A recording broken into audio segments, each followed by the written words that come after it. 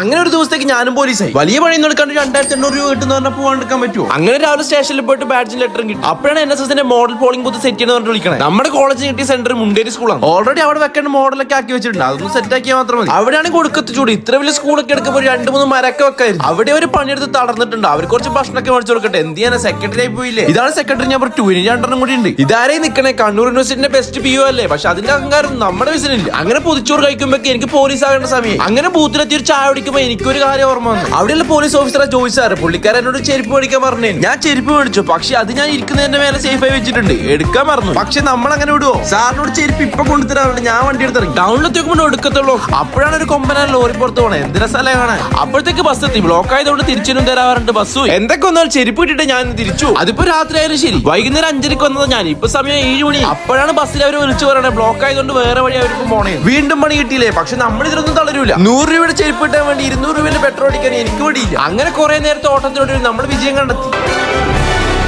തിരിച്ചു ബൂത്തിലെത്തിയോട് ഭക്ഷണം കഴിച്ചിട്ട് ഉറങ്ങേണ്ട പരിപാടി നോക്കി. രാവിലെ എണീക്കണ്ടേ. രാവിലെ തന്നെ എല്ലാരും കൂടി അവിടെ എന്തൊക്കെയോ ചെയ്യുന്നുണ്ട്. ഞാൻ പോയി എന്റെ പരിപാടി നോക്കട്ടെ. അങ്ങനെ ഇലക്ഷൻ സ്റ്റാർട്ടായി. രാവിലെ കുറച്ച് പേര് വന്നിട്ടുള്ളൂ. അപ്പൊ നമ്മൾ ബ്രേക്ക്ഫാസ്റ്റ് എത്തി. ഡ്യൂട്ടി ടൈം ഞാൻ ഭയങ്കര സ്ട്രിക്റ്റ് ആണ്. അതുകൊണ്ട് വീഡിയോ നടക്കൂല. ഈ ഇലക്ഷനിൽ ആരാ ജയിക്കുക നിങ്ങൾക്ക് തോന്നുന്നത് കമന്റ് ചെയ്യും. അപ്പൊ ഫോളോ ചെയ്ത് അടുത്ത വീഡിയോ കാണാം.